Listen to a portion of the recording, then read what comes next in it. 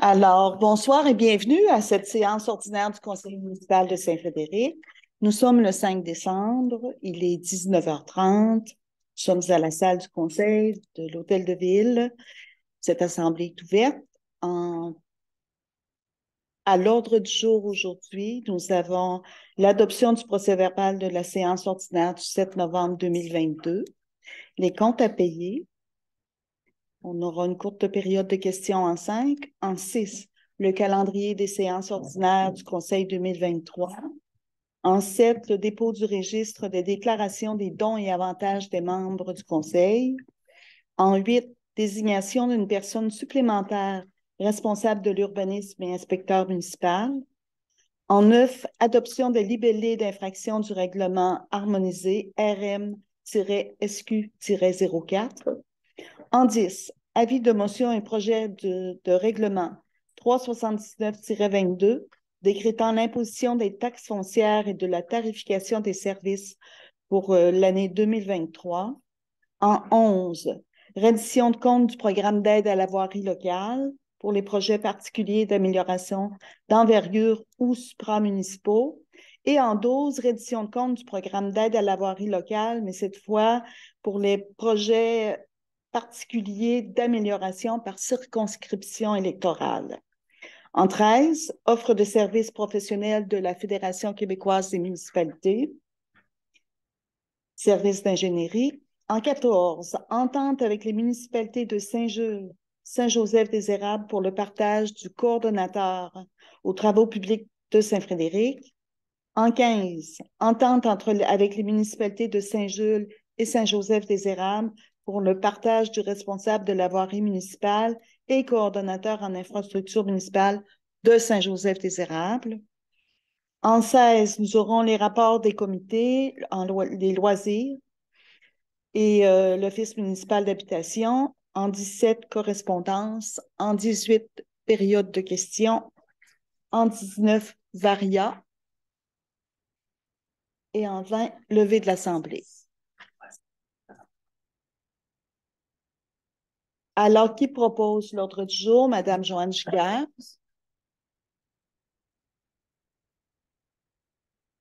En 3, adoption du procès-verbal de la séance ordinaire du 7 novembre 2022. On a parlé, entre autres, on a donné le mandat pour les audits financiers à Blanchette Vachon et Associés pour un montant de 11 150. On a aussi convenu du contrat pour le tracteur en location pour 200 heures à 55 de l'heure. Et il y a aussi un mandat d'arpentage pour le puits numéro 5 donné à Stéphane Roy Arpenteur pour 3 400. Il y avait d'autres points qui proposent l'adoption du procès-verbal. Jacques. Ça va? Au niveau des comptes à payer, Mme Poulin, ce mois-ci, on a un bon montant de comptes à payer, 286 663. Oui. C'est le double du mois dernier. Oui, bien, c'est parce qu'il y a un bon montant pour la retenue contractuelle, là, quand on a fait la rue Gagnon, les travaux de la rue Gagnon puis la rue Saint-Olivier, il y avait une retenue de 5 qu'on a versée ce mois-ci. C'est ce qui fait que c'est un bon montant. Qui en fait la proposition? Harold Gilbert. En 5 courtes périodes de questions, est-ce qu'on a des questions? Non, ça va. En 6, le calendrier des séances ordinaires du Conseil 2023. Le calendrier vous a été déposé. Ça convient. Qui en fait la proposition? Francis Paré. En 7, Mme Poulin, vous devez déposer le registre des déclarations des dons et avantages des membres du Conseil. Oui, dans le fond, il n'y a pas personne qui a eu de dons dans l'année. C'est un dépôt. Oui, c'est un dépôt, fait que la liste est vide. C'est beau. En 8, désignation d'une personne supplémentaire responsable de l'urbanisme et inspecteur municipal. C'est qu'on a présentement Mme Jessie Jacques, qui est notre responsable de l'urbanisme et inspectrice municipale. Elle est enceinte. Donc, elle va quitter et il y a une période où il travaille à deux pour que le monsieur qui la remplace, monsieur Turenne, on en a parlé l'autre jour. Donc, il faut le désigner. Oui. Qui en fait la proposition? Sylvie Couture. En 9, adoption des libellés d'infraction du règlement harmonisé RMSQ 04. Je crois qu'il y a quelqu'un qui voulait nous en parler un petit peu. Ouais, c'est parce qu'on n'a pas le document ici. Je referme, je rouvre. C'est pour. Va dans l'autre, dans le... Ben, de toute façon, c'est pour se mettre conforme avec les libellés des autres de toute la MRC et puis du service juridique de la région, autrement dit. OK. Comme on a expliqué, on fait ça pour différents règlements. La Sûreté du Québec nous demande d'harmoniser d'une municipalité à l'autre nos libellés de façon à ce que s'ils arrêtent quelqu'un et qu'ils lui donnent une infraction, comment c'est écrit, comment c'est composé, que ce soit uniforme d'une municipalité à l'autre. Comme ça, il n'y a pas de contestation, il y aura moins de contestation. Parce que quand ils cherchent des libellés, des fois, le mot n'est pas tout à fait exact. Ils sont contestés en cours, puis ça occasionne des difficultés. Parce qu'on a adopté le règlement, là, c'est juste les libellés, mais l'autre fois, on ne les avait pas toutes lues, là. Il y a Non. comme une page, mais c'est comme exemple, là, en installant un système d'alarme sans avoir préalablement obtenu un permis de la municipalité. Dans le règlement, ça va dire que tu es obligé d'avoir il faut que tu demandes un permis pour avoir un système d'alarme. Mais là, c'est la manière que le policier va le formuler sur le constat d'infraction qui fait. Fait que ça ne change pas le règlement, c'est juste l'écriture du libellé d'infraction. Voilà. Alors, est-ce qu'on peut le proposer? Oui. Jacques Bertillon. Tantôt, je m'excuse, la personne responsable de l'urbanisme, c'est qui l'avait adopté?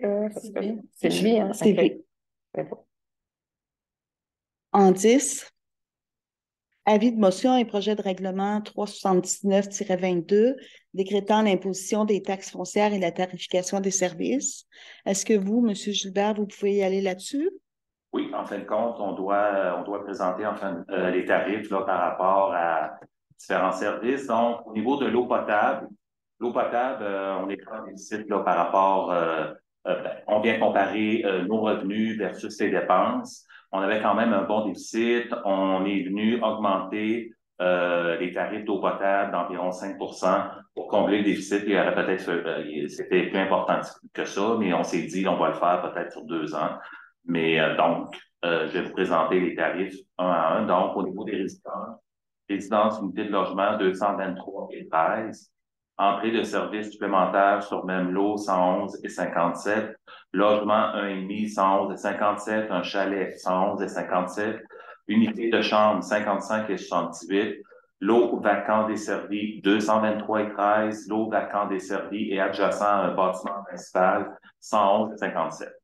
Au niveau commercial, donc, une ferme de 0 à 50 têtes, c'est 557,83. Une ferme de 51 à 100 têtes, 669,39. Une ferme de 101 à 150 têtes, 1115,65. Et une ferme de 151 têtes et plus, 1561,91. Une ferme saisonnière, encore au niveau des tarifs d'eau, donc 334,70. Service de lavage automobile, 557,83. Garderie privée usage complémentaire, donc 111 et 57. Coiffeuse usage complémentaire, 111 et 57. Garage, station de service, 223 et 13. Massothérapeute, 111 et 57. Esthéticienne, vente au détail, magasin général, 111 et 57. Locaux commerciaux, 223 et 13. Restaurant, 0 à 50 places, 557,83. 51 à 100 places, 780 et 96. Un bar, 446 et 26. Une meunerie, 446 et 26. Entrepôt, garage pour transport par camion ou autobus, 223 et 13. Et commerce résiduel, 223 et 13. On a aussi des tarifs pour les fonctions industrielles, donc les industries. Donc, pour 0 à 25 employés, 223 et 13. 26 à 50, 446 et 26. 51 à 75 employés, 669 et 39. 76 à 100 employés, 892 et 52. 101 employés et plus, 1115,65 et usines utilisant un procédé à l'eau, 2221 et 30. Au niveau des ordures, il n'y a aucune augmentation, donc c'est les mêmes tarifs que l'an passé. Puis pourquoi qu'on n'est pas venu augmenter? C'est à cause qu'on a des économies par rapport au site d'enfouissement, L'enfouissement. ouais, qui, en fin de compte, on va utiliser celui de Thetford cette année. Donc, c'est pour ça qu'on n'est pas venu augmenter les déchets, entre autres. Et en plus, ben, on a aussi beaucoup de nouvelles résidences là, qui contribuent là, à amener des revenus par rapport aux déchets. Fait que là, fonction résidentielle, résidence, unité de logement 203,50 pour un maximum de 2 bacs. Des bacs supplémentaires, c'est 101,75. Logement 1,5, 101,75. Un chalet, 101,75. Résidence pour personnes âgées, 203,50. Fonction commerciale, une ferme ou un commerce, c'est 305,25. Et fonction industrielle, donc on est par conteneur, un 2 verges, c'est 308. Un 4 verges, c'est 462. Un 6 verges, c'est 616 et un 8 verges, 770. Alors, si tu permets que j'intervienne un petit peu là-dessus, c'est qu'au niveau des ordures, comme tu l'as si bien expliqué, on n'augmente pas, mais on nous rapporte des cas d'abus un petit peu du ramassage des ordures. Il y a des maisons privées qui peuvent avoir 4, 5 bacs chaque semaine, alors qu'on se dit maximum de 2 bacs. On n'envoie pas la police, mais dans l'année qui vient, puis on prévoit que les tarifs, puis le coût pour disposer des ordures va augmenter. Donc, on peut s'attendre à ce qu'il y ait des interventions précises à certains endroits, là où les gens peuvent abuser un petit peu du service de disposition des ordures. Mais tout va se faire dans l'ordre. Comme j'ai dit, on n'enverra pas la police, mais on va avertir.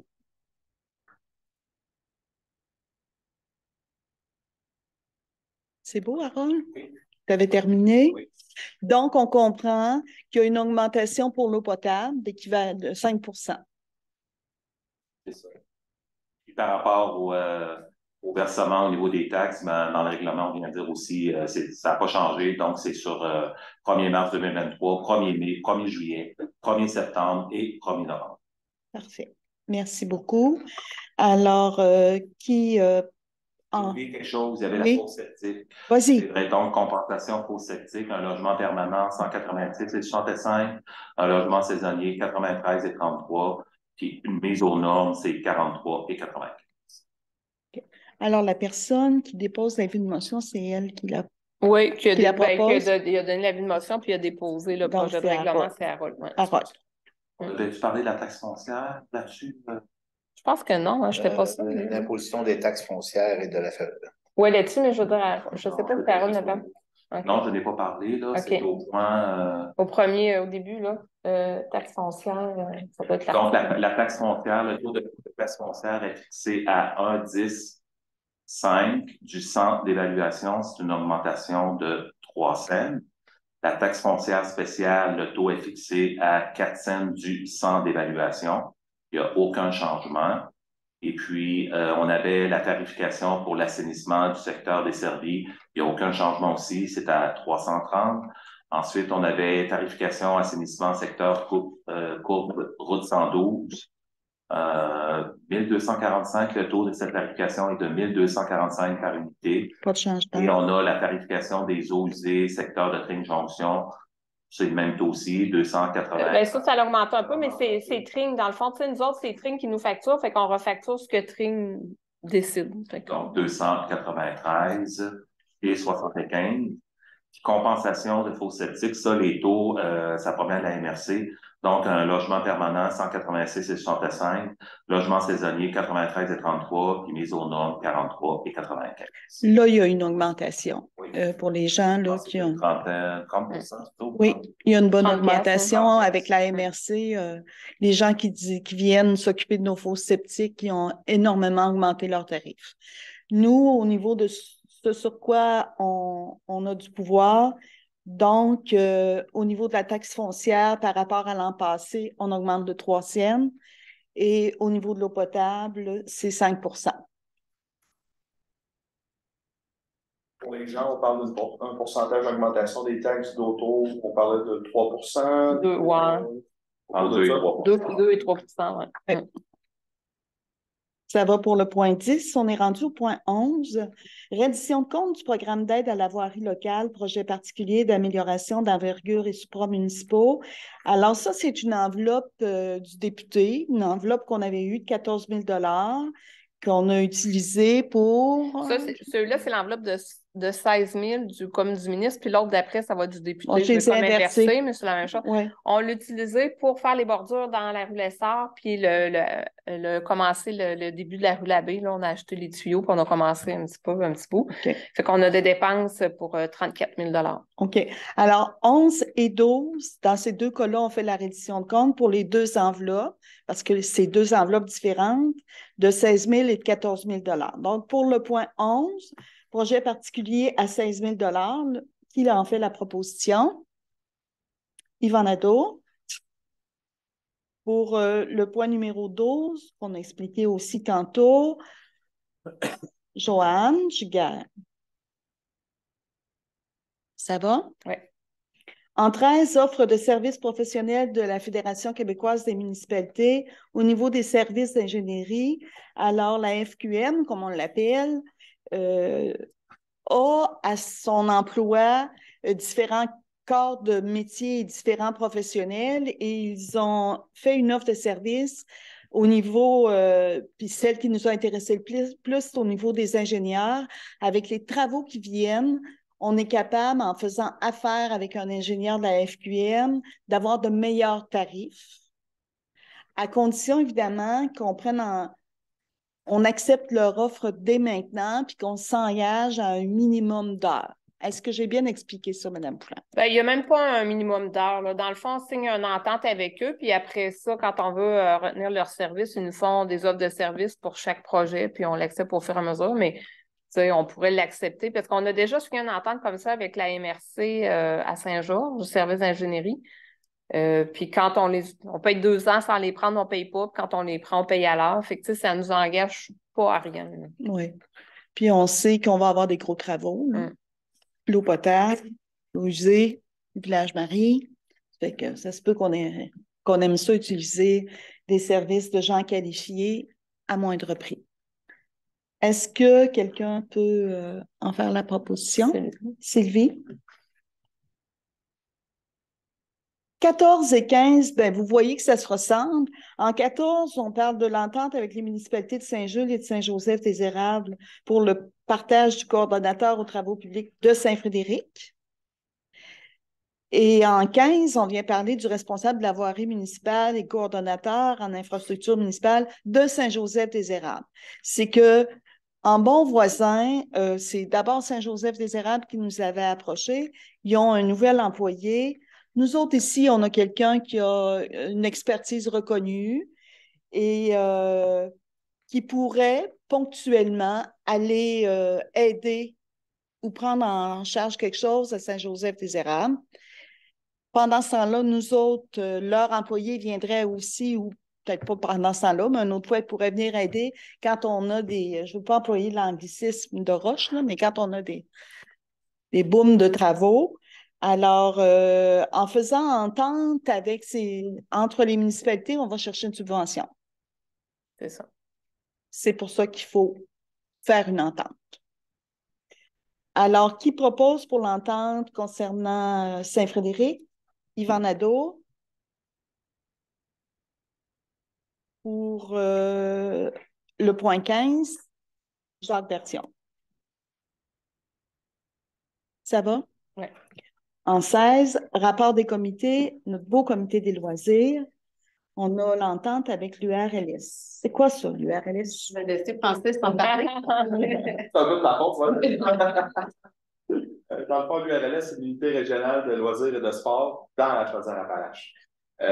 Ils offrent plusieurs services, plusieurs équipements, même gratuitement. Puis un des services qui nous a beaucoup intéressés à Saint-Frédéric, c'était vraiment un service d'accompagnement qui est offert pour le portrait, l'analyse de l'offre en loisirs publics de la municipalité. Donc, de connaître un peu ce qu'on fait, comment on le fait, et de nous recommander des meilleures pistes, des meilleures façons de faire à l'avenir. Donc, de consulter toutes les forces vives, donc autant les comités en force comme les loisirs, tous les comités en place, les bénévoles qui s'impliquent. Le loisir, c'est très, très, très large. C'est pas juste de botter un ballon de soccer, c'est beaucoup plus que ça. Donc, on veut vraiment avoir une analyse complète, voir si on répond à tous les besoins des gens, connaître les habitudes des Frédéricois, des Frédéricoises ici, mais où est-ce qu'ils vont dans la MRC pratiquer d'autres activités. Donc, on va être complémentaires et se doter d'une vision et selon la capacité, bien sûr, de payer de la municipalité dans le futur, mais d'avoir une vision de mieux prioriser certaines avenues qui pourraient être intéressantes pour Saint-Frédéric. Donc, c'est vraiment un accompagnement. Vous savez, ce genre d'accompagnement-là peut être très dispendieux. Ça peut coûter plus de 10 000 souvent là, pour plusieurs heures de travail. Ici, ça coûte 2 000 donc plus taxes. C'est une valeur estimée de 3 150 pour, je crois, là, si je ne me trompe, 70 heures, 75 heures d'accompagnement. Donc, il y a plusieurs rencontres qui sont prévues en 2023 pour avoir ce rapport et ces recommandations-là. Merci beaucoup, Francis. Qui en propose? Joanne Gicard.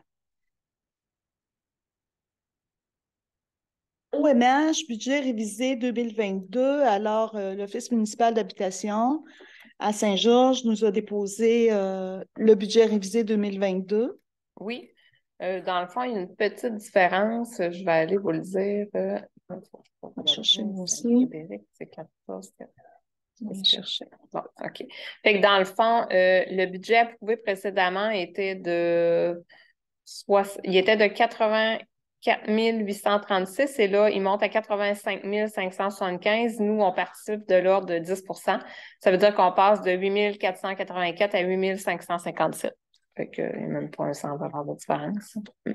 Il propose Harold Gilbert. Au niveau de la correspondance, On n'en a pas. on n'en a pas. Période de questions. M. Vachon. Tantôt, on a parlé dans le budget on parlait des industries qui emploient de l'eau. Est-ce qu'il y en a encore aussi des industries qui emploient de l'eau? Donc, ça va être réglé. Non, il n'y en a pas. Il y en a pas, là, mais on l'a laissé dans le règlement de taxation au cas où, là, mais tu sais, on l'avait mis principalement pour une entreprise, mais elle s'est mis un recycleur d'eau. Fait que... Oui, c'est ça. Oui. Oui, oui. Oui. As-tu d'autres questions, Chantony? L'URLS, là, avec les projets, des fois, ils peuvent être de bons conseils aussi. Oui. Est-ce qu'il y a d'autres questions? Non. Varion n'en avait pas ajouté. Puis d'habitude, on demande la levée de l'Assemblée, puis c'est Sylvie Couture qui le propose aujourd'hui. Ah oui, Sylvie. Bon, ben merci.